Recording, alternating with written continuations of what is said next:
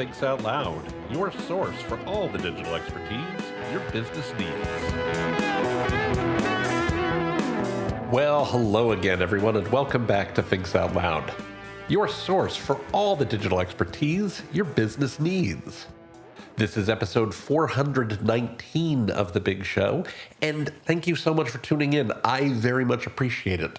I think we have a really cool show for you today. I'm really happy about what we're talking about today because it's something that is very, very important to me. And I recognize that this is primarily a marketing and e-commerce and digital strategy podcast. That's most of what I talk about here. At the same time, I've had a weird career. I have not had a traditional career path, and I suspect I'm not alone. We all collect a ton of experiences over the course of our careers. We're much more than just our job titles. While I've worked as a marketer for more than 25 years, I also have a fairly broad background in training and education. I am an educator. I have taught at Rutgers Business School Executive Education for almost 11 years, and I also taught at New York University's School of Continuing and Professional Studies for several years. I've worked as a trainer in private sessions and for other companies for more than 25 years. I even have a certification in instructional design, though to be fair, I haven't kept that up because it's not where I spend most of my time these days. The reason I do that work, though, on top of the other things that I do, is that I care deeply about the future of business, of our community, and frankly, of our world. Our businesses and our community and our world only gets better if the people who follow us are smarter, more thoughtful, kinder than we are. We all benefit in the long run by a smarter, more thoughtful, kinder group of people. That is one of my most core beliefs. I think it's just one of the most critical things we can do is prepare our teams and our people for the future. And that brings us to artificial intelligence. I've long said that AI won't take our jobs, but smart people who use AI might. The question is, will AI make us smarter, or will it make us dumber?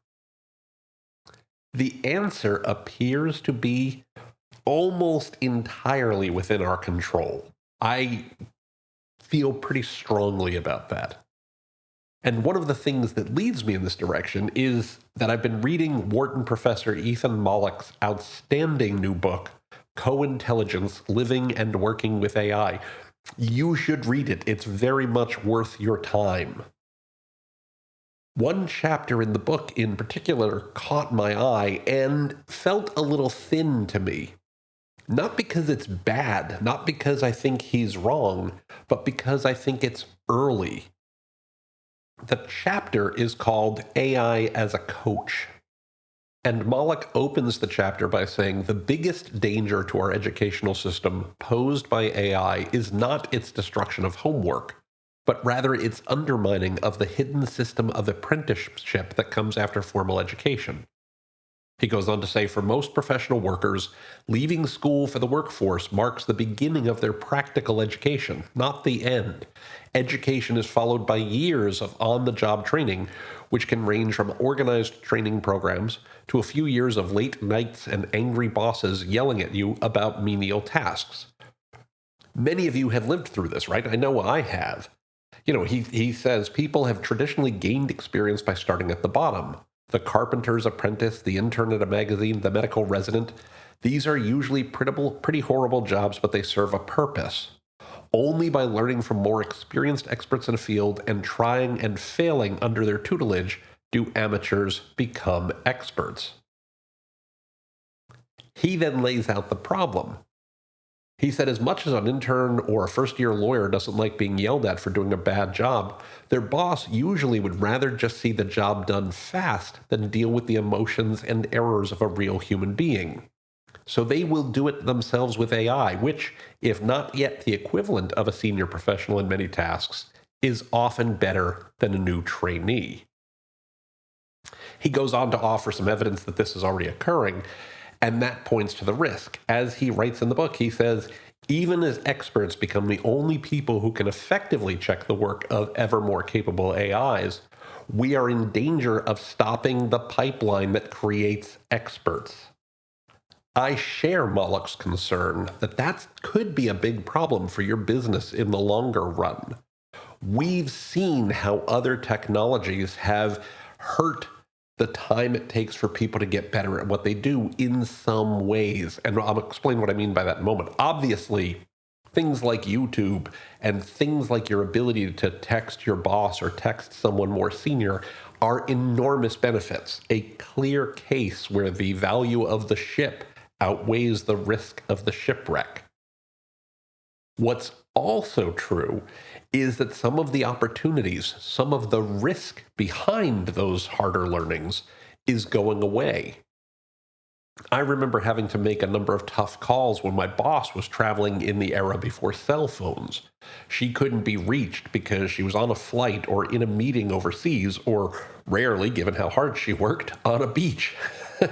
But in those cases, something might come up that forced me to make decisions as the only available, and I'm going to use this term loosely, expert. Sometimes those decisions worked out great, and I got a feather in my cap, yay me. Occasionally those decisions worked out less well, and I got direct and, frequently less pleasant feedback, right? I was exactly like Ethan Moloch's example of the apprentice carpenter or the magazine intern or the medical resident getting yelled at by angry bosses. Happily, this didn't happen very often, but that doesn't mean it didn't happen. And in both cases, I learned. I learned what worked, I learned what didn't work, and I got better at what I did.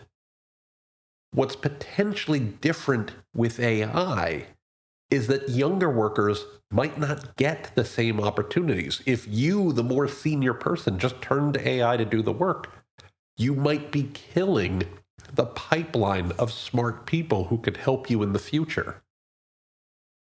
Now, the thing is, I think this is pretty much within our control, though.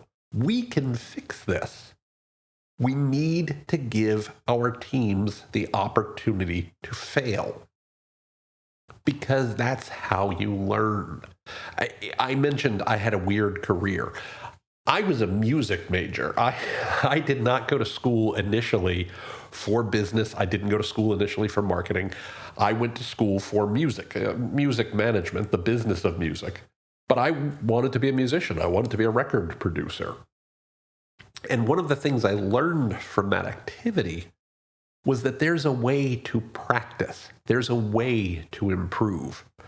Professor Stephen Bryant, my old teacher, used to say, practice doesn't make perfect. Perfect practice makes perfect. This is such an important idea to me that I did an entire podcast episode about this, episode 217, a few years ago. Moloch talks about this same reality in his book, too. Now, I want to be really clear. Perfect practice doesn't mean you get it right every time. It's not perfect every time. After all, if you could do it perfectly every time, you wouldn't need practice. Instead, it's about the process you follow. You time box your practice session to work on a specific piece of music. This is the music version. Obviously, you can see the business implications here. But you play your piece, and when you've finished, you take note of what went well and where you need to improve. Then you play it again, paying attention in particular to address the issues you identified during your first practice performance. Afterwards, you again note what went well and what still needs work, and then you do it again, and again, and again, and so on. And you periodically meet with your teacher, who then reviews and gives you even more feedback on what's going well and what's not going so well. As it happens, AI can help with this. As is so often the case, though, it's not an either or situation. It's a both and situation. One-on-one tutoring is proven to help people learn better and faster. Again, it's the perfect practice situation. A tutor can point out where your mistakes are and offer guidance on how to improve them while they're happening. They have more expertise and can better recognize any mistakes than you could, because you're not an expert, right? The AI can work as a tutor too. They can tell you when you're doing a good job and when you're not. What you then need to do, though, is have your team member meet with you and review what they've learned so that they are also getting true expert guidance and oversight. As it happens, Moloch has a chapter called AI as a Tutor in his book that talks about how this can work. The key point here, though, is that you need to commit to having your team learn hard lessons and get it wrong sometimes. The ideas behind test and learn, the ideas behind agile and similar methodologies, take it as a given that not every idea pans out, that sometimes you fail. So here's an idea of what you could do. Your team could use AI to brainstorm ideas. You could assign them tasks that you might actually have an AI do, but let them use AI. They'll get it done faster. They also should exercise judgment and provide you with a recommendation based on what the AI offered. They shouldn't just come back with 3 or 4 options and say, you pick. They say, this is the one I would pick.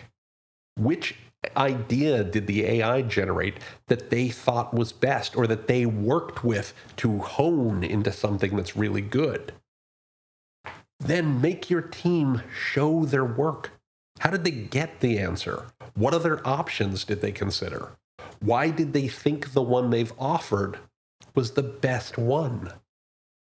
That's how they'll learn. This becomes a both and. You're using AI to a degree, you're letting the people learn, and you're also providing your expert guidance and oversight. We've all had weird careers. I started by saying I had a weird career. Our younger marketers and salespeople and other business professionals will too. Preventing younger team members from using AI is a little bit like preventing kids from using calculators or computers. We want our younger workers to learn how to use these tools. I mean, you're not going to have them revert to using an abacus or a typewriter, are you? Right? That's just ridiculous. They need to learn how to use the tools that exist so they're prepared to use them as they go forward. What's also true is that they need to improve their critical thinking. They need to learn to become experts for themselves. And AI can help with that. It can help them improve. It can help them hone their expertise. But only if A, you provide feedback on their work and the specific reasoning they used that led to the choices that they did. And B, that you give them the opportunity to fail. You provide them the opportunity to get it wrong so that they can learn. By the way, they're going to surprise you. Most times they're going to get it right because you hire smart people, right? But when they do, you're there to provide additional guidance beyond what they got from the AI. Anything else, anything less, ensures that the education crisis Ethan Moloch talks about occurs, that the expertise crisis occurs. And that's bad for your business in the long run. I've said many times on this show that AI won't steal your job, but smart people who use AI might. Turns out the more I've thought about it, maybe I was wrong. Because if you don't let your team become smart people, AI will take your job, and your customers, and your business. The choice is yours. I can't wait to hear where you go with it. Now, looking at the clock on the wall, we are out of time for this week. I want to remind you again that you can find the show notes for this episode, as well as an archive of all past episodes, by going to timpeter.com/podcast. Again, that's timpeter.com/podcast. Just look for episode 419. Don't forget that you can click on the subscribe link in any of the episodes that you find there to have Thinks Out Loud delivered to your favorite podcatcher every single week. You can also find Thinks Out Loud on Apple Podcasts, Spotify, YouTube Music, anywhere fine podcasts are found. I would also very much appreciate it if you could provide a positive rating or review for the show whenever you use one of those services. If you like what you hear on Thinks Out Loud, if you enjoy what we talk about, if you like being part of the community that we're building, please give us a positive rating or review. Reviews help other listeners find the podcast. Reviews help other listeners understand what Thinks Out Loud is all about. They help to build our community, and they mean the world to me. So thank you so much for doing that. I very much appreciate it. You can also find Thinks Out Loud on LinkedIn by going to linkedin.com/timpeterandassociates. You can find me on Twitter or X or whatever you want to call it by using the Twitter handle @TCPeter. And of course, you can email me by sending an email to podcast@timpeter.com. Again, that's podcast@timpeter.com. Finally, and I know I say this a lot, but I want you to know how thrilled I am that you keep listening to what we do here. It means so much to me. I know I say this, but you are the reason we do this show. We would not do this without you. You're the reason that Thinks Out Loud happens every single week. You're the reason we put this show together.